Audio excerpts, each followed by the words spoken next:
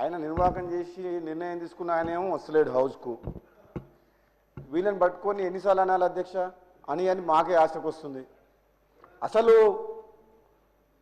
ఆలోచన చేయకుండా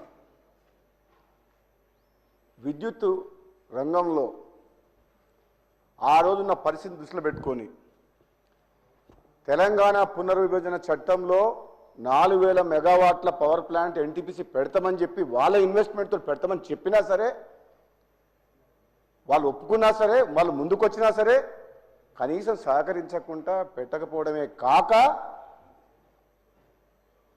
high rate of interest డబ్బులు తీసుకొచ్చి సింగరేణి గన్లకు 250 కిలోమీటర్ల దూరంలో యాదాద్రి మిర్యాలగూడ దగ్గర పవర్ ప్లాంట్ పెట్టిన అధ్యక్ష. ఆ కాస్ట్ నెంబర్స్ చెప్పాలంటే చాలా సమయం పడుతుంది. పోయినసారి కూడా చెప్పిన హౌస్లో వాళ్ళు అనుకున్న బడ్జెట్ ప్రకారం టెండర్లు కూడా విలువకుండా బిహెచ్ఎల్కి ఇచ్చిండ్రు. భద్రాద్రి పవర్ ప్లాంట్ అయినా యాదాద్రి పవర్ ప్లాంట్ అయినా నాకు సబ్జెక్ట్ ఉన్నది కాబట్టి పోయినసారి నేను 2018లో శాసనసభ్యునిగా ఉండి చాలాసార్లు మాట్లాడిన అధ్యక్ష. కానీ ఆ రోజు దురదృష్టవశాత్తు ప్రజాస్వామ్యాన్ని కూని చేసే విధంగా ప్రతిపక్షం లేకుండా చేసిన వ్యక్తులు ఈరోజు మాకు నీతులు నేర్పిస్తున్నారు అక్కడ ఉండి. కాంగ్రెస్ అంటేనే కరెంటు, కరెంట్ అంటేనే కాంగ్రెస్ ఈ తెలంగాణలో, ఈ ఉమ్మడి ఆంధ్రప్రదేశ్లో. రైతుల గురించి కాంగ్రెస్ ఉచిత పథకాన్ని తీసుకొచ్చింది కాంగ్రెస్ పార్టీ. అటువంటి కాంగ్రెస్ పార్టీని ఈరోజు ప్రజలు ఆశీర్వదించి గౌరవ ముఖ్యమంత్రి గారు రేవంత్ రెడ్డి గారి నాయకత్వంలో, ఉప ముఖ్యమంత్రి గారు బట్టి విక్రమార్క నాయకత్వంలో వాళ్ళు చేసిన తప్పుల్ని సరిదిద్దడమే కాకుండా రాబోయే కాలాన్ని దృష్టిలో పెట్టుకొని ఎన్నో సంస్కరణలు తీసుకొస్తున్నాం. మామూలుగానైతే మిగులు బడ్జెట్ తోటి రాష్ట్రాన్ని అప్పచెప్తే బ్రహ్మాండంగా పనిచేయాల్సింది ఆలోచన చేయకుండా ఎన్నో తప్పు నిర్ణయాలు తీసుకొని రాష్ట్రాన్ని అప్పులపాలు చేసింది. మీ మంచి పనులు చేస్తుంటే మా ప్రభుత్వం మరి వాళ్ళ ఫ్రస్ట్రేషన్ తోటి 15 నెలల నుంచి ముఖ్యమంత్రి గారు పదే మా మంత్రులు ఇటుపక్క నుంచి అధ్యక్ష మీరు చూస్తుండ్రు ఎంత మంచిగా సమాధానం ఓపికతోటి ఎంత మంచి సమాధానం చెప్తున్నారు. ప్రతి విషయంలో కూడా ఎక్కడ కూడా కాంగ్రెస్ పార్టీ ఏ విషయాన్ని దాచిపెట్టలే. ఫైనాన్స్ విషయంలో కానీ, కరెంటు విషయంలో కానీ, ఏ విషయంలోనూ వైట్ పేపర్ పెడుతున్నారు ముఖ్యమంత్రి గారు. ప్రజలకు తెలపాల్సిన బాధ్యత మా మీద ఉంది. కానీ ఈరోజు కూడా వాళ్ళు మాట్లాడిన పద్ధతి, మమ్మల్ని విమర్శించే పద్ధతి, అంటే అవసరం ఉన్నా లేకున్నా బైకాట్ చేసే పద్ధతి చూసినాగా ప్రజలు ఇచ్చిన తీర్పును కూడా గౌరవించకుండా మీరంటే ప్రతిపక్షం లేకుండా చేసి మేము ఆ పని చేస్తలేం, మిమ్మల్ని వదిలిపెట్టిపోతున్నారు వాళ్ళు. ఎందుకంటే మీ నాయకుడు లేడు. మీకు ప్రజా సమస్యలను ప్రభుత్వం దృష్టికి తీసుకొద్దామంటే అది రావట్లేదు. అది మీ తప్పు, మా తప్పు కాదు, అది ప్రజల తప్పు కాదు. బాగా అనిపిస్తుంది అధ్యక్ష. రేవంత్ రెడ్డి గారిని సరే కన్ఫామ్ అయితే మా ముఖ్యమంత్రి రేవంత్ రెడ్డి గారు మంచోడు కాబట్టి ఓకే 15 నెలల నుంచి ఓకే నాకు కన్ఫామ్ కాలేదు. మా గౌరవ ముఖ్యమంత్రి మంచోడు కాబట్టి మీరు 15 నెలల నుంచి ప్రశాంతంగా పండుకుంటారు. లేకపోతే నిన్నటిదానికి ఒక లెక్క, రేపటి నుంచి ఇంకో లెక్క ఉంటుంది. మీరు గుర్తుపెట్టుకోండి. మీరు చూడండి, మీరు అంటుండ్రు సరే మీరు అనండి అధ్యక్ష. ఏదేమైనా నేను రాజకీయాల దగ్గర పోరాడుకోలే. విద్యుత్ రంగంలో మా ఉప ముఖ్యమంత్రి బట్టి విక్రమార్క గారు వాళ్ళు పనిచేసే తీరు కానీ మీరు చేసిన పాపాలను కడగాలంటే ఎవరో దేవుడు వస్తే తొందరపడకండి. ఎందుకు అని నేను రాజకీయాల్లో పోను అధ్యక్ష. నేను డీటెయిల్గా అధ్యక్ష 2029 మళ్ళీ ఎందుకు తొందరపడ రాజగోపాల్ రెడ్డి గారు ఇగో మా ముఖ్యమంత్రి గారు అధ్యక్ష హోమ్ మినిస్టర్ అంటారు కదా అధ్యక్ష 2014 నుంచి 24 వరకు మీరు మీ ప్రభుత్వ హయాంలో మీరు ఏ విధంగా పోలీసుల్ని అధికారిని అడ్డం పెట్టుకొని అరాచకం సృష్టించి మున్గోలు ఉప ఎన్నికతో సహా ఏ విధంగా మీరు చేసిండ్రో మాకు తెలుసు. అదే మీ 15 నెలల కాలంలో మా ప్రభుత్వం ఎంత ప్రశాంతంగా మీరు ఎంత రెచ్చగొట్టినా సరే మీ ట్రాప్లో పడతలేం. ప్రశాంత వాతావరణాన్ని నిలబెడుతున్నాం. మీలాగా మీ అధికారాన్ని అడ్డం పెట్టుకొని పోలీసులు అడ్డం పెట్టుకొని మేము పని చేయట్లేదు, పని చేయం కూడా. ఇది కాంగ్రెస్ పార్టీ. ఈ కాంగ్రెస్ పార్టీ ఇది కుటుంబ పార్టీ కాదు, ఒక ప్రాంతీయ పార్టీ కాదు, ఒక జాతీయ పార్టీ. అధ్యక్ష వీళ్ళు చెప్పిన సబ్జెక్టులకు నేను డిబేట్ కానీ కరెంటు గురించి మాట్లాడతా అధ్యక్ష. ఈరోజు కాంగ్రెస్ పార్టీ అధికారంలోకి వచ్చిన తర్వాత ఎక్కడ కూడా వాళ్ళు అనుకున్నారు అసలు వీళ్ళు పరిపాలన చేతగాలు ఎట్లా అధికారంలోకి వస్తారు అనుకున్నారు. అయినా కానీ మేమే చాలా తెలివి కల్లేనా, వీళ్ళకి ఎవరికి తెలివి లేదు, వీరు పరిపాలించలేరు అనుకున్నారు. ఒక్కరోజు కూడా వాళ్ళకంటే కరెంటు పోకుండా అత్యధికంగా గరిష్టంగా హైయెస్ట్ రికార్డు కూడా కరెంటు మా కాంగ్రెస్ పాలన అందించింది అధ్యక్ష. ఉచితంగా పేదలకు ఇచ్చిన 200 యూనిట్లు కూడా కరెంటు కూడా గృహాలకు అందిస్తున్నాం అధ్యక్ష. అంటే మీకు నిద్ర పట్టలేదా? జీర్ణించుకోలేకపోతుండ్రా? మేము చేయలేమా అనుకుంటుందా అధ్యక్ష? నేను చెప్తా అధ్యక్ష, విద్యుత్ సరఫరా స్థితి చెప్తా అధ్యక్ష.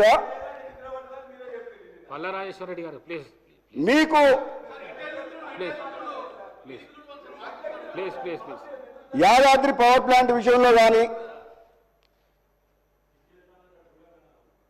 మిగతా పవర్ ప్లాంట్ల విషయంలో కానీ రిన్యూవబుల్ ఎనర్జీ విషయంలో కానీ ఈ ప్రభుత్వం చిత్తదృష్టితో పనిచేస్తుంది. రాబోయే 10 నుంచి 15 సంవత్సరాలకు సరిపోయే ప్రణాళికలు కూడా తయారు చేసినాం. మీరు ఆ విషయంలో ఏం బాధపడకండి, మీకంటే మంచిగా మేము చేస్తాం. రాష్ట్ర ప్రజలకు కరెంటు ఉచితంగా రైతులకు అందిస్తాం. మీరు అందించిన దానికంటే మెరుగైన విద్యుత్ అందిస్తాం అధ్యక్ష. పేదలకు గృహాలకు అందించే బాధ్యత కూడా కాంగ్రెస్ పార్టీ మీద ఉంది అధ్యక్ష. ఈ నెంబర్ చెప్పాలంటే చాలాసేపు పడుతుంది అధ్యక్ష. వాళ్ళు చేసిన తప్పులు చెప్పాలంటే ఎప్పుడు తప్పులు చెప్పినా వాళ్ళు మీదకి వస్తున్నారు, లొల్లి అవుతుంది. మీకు కూడా కొంచెం అర్థం చేసుకోండి, ఎన్ని తప్పులు చేసిండ్రో మీకు అర్థం చేసుకోండి. ఏమని అంటే నిద్ర పడతలేదు మీకు ఎంతసేపు ఆ సైరన్స్ అప్పుడు బుగ్గకారు లేని అలవాటు అయిపోయిన ప్రాణం, ఆ సైరన్స్ అప్పుడు లేక పిచ్చి పిచ్చిగా మాట్లాడుతున్నారు అంతా అధ్యక్ష.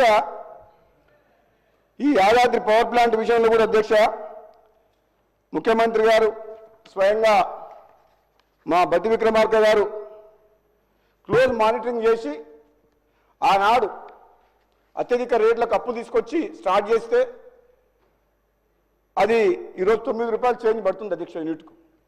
మామూలుగా అయితే మార్కెట్లో ఆ రోజు ఆ నిర్ణయం తీసుకోవాల్సిన అవసరం లేకుండే, కానీ తీసుకున్నారు.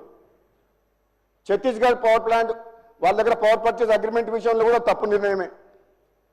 భద్రాద్రి దాంట్లో కూడా సూపర్ క్రిటికల్ టెక్నాలజీ పెట్టి కూడా అది తప్పు నిర్ణయమే. ఎన్నిసార్లు అన్నా మాకు అదే బాధ అనిపిస్తుంది కాబట్టి మేము ఎక్కువ అనదలుచుకోలేదు.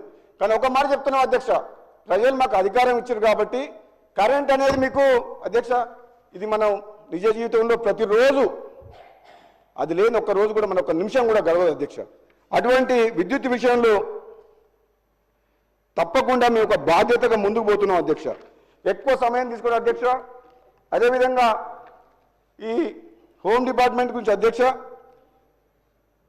మరి ఇక్కడ అప్పుడు చేసిన పోలీసు అధికారులు వీళ్ళ బారిన పడి బలిపశువులై విదేశాలకు పారిపోయింది.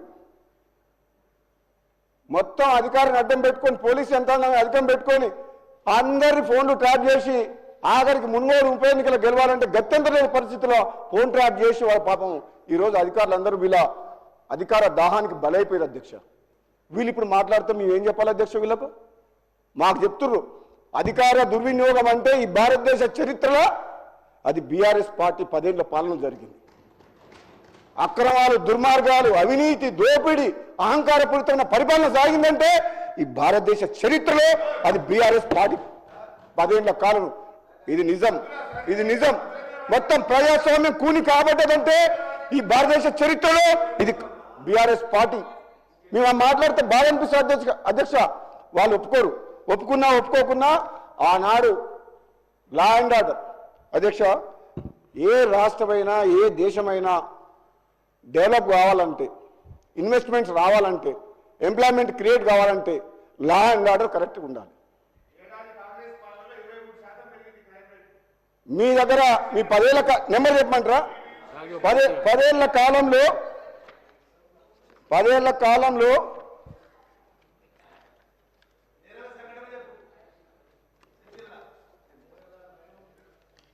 నయం ఆస్తులన్నీ దోసుకున్నది వాళ్ళే కదా.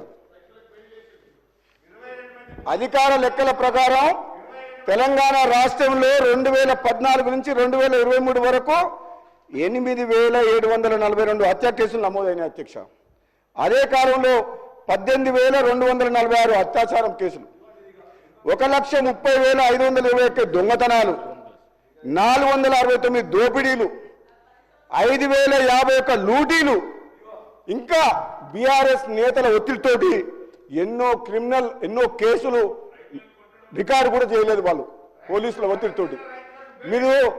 మీరు చెప్పమంటే నా దగ్గర అన్ని ఉన్నాయి, కానీ ఎంతో మంది సభ్యులు మాట్లాడాల్సి ఉంది, ముఖ్యమంత్రి గారు సమాధానం చెప్తారు. కాబట్టి నేను ఎక్కువ డీటెయిల్గా పోతలేను అధ్యక్ష. కాకపోతే ఒక్క మాట చెప్పగలను అధ్యక్ష, వీళ్ళ అధికారంలో అధికారం ఉన్నప్పుడు మంత్రిలో మన శ్రీధర్ బాబు గారు ఇక్కడ ఉన్నారు, ఆ హత్య కేసు లాయర్ దంపతులది, హైదరాబాద్ ఔటర్ రింగ్ రోడ్ పక్కన ఉన్న వెటర్నిటీ డాక్టర్ మల్లన్న ఆ రోజులలో భూసేకరణ ఎట్లా చేసేవాళ్ళంటే అధ్యక్ష, పోలీసులను పెట్టి బెదిరించి రైతులను వాళ్ళని తీసుకుపోయి మా శివనగూడ రిజర్వాయర్ కాడ భూ నిర్వాసితులని వాళ్ళకు R&R ప్యాకేజ్ ఇవ్వకుండా పోలీసులను పెట్టి కాంట్రాక్టుల కోసం ప్రాజెక్టు నడిపించారు. ఆ ప్రాజెక్టులో నీళ్ళు వచ్చేది లేదు, సచ్చేది లేదు, కానీ పోలీసులు అడ్డం పెట్టుకొని చేయించారు. అది లా అండ్ ఆర్డర్ విషయంలో. తెలంగాణ కోసం ఉద్యమం చేసిండ్రు రైతులు, సకల జనులు. వాళ్ళ 10 ఏళ్ల కాలంలో పోలీసులను పెట్టి ప్రాజెక్టులు భూములు లాక్కున్నారు రైతుల దగ్గర వీళ్ళు. అది మీది లా అండ్ ఆర్డర్, మీరు పోలీసులు అందుకు వాడుకున్నారు. నేను చెప్పుకునే పోతే అధ్యక్ష, మంత్రి నియోజకవర్గంలో బీఆర్ఎస్ నాయకులు అక్రమాలు, ఆ న్యాయవాద దంపతులు గట్టు వామన్ రావు గారు శ్రీధరబాబు గారు నియోజకవర్గంలో. అదేవిధంగా ఇసుక మాఫియా గురించి చెప్పాల్సిన అవసరం లేదు. మా నల్గొండ జిల్లాలో ఆ సభ్యులు లేరు, మాట్లాడదలుచుకోలేదు, కానీ విపరీత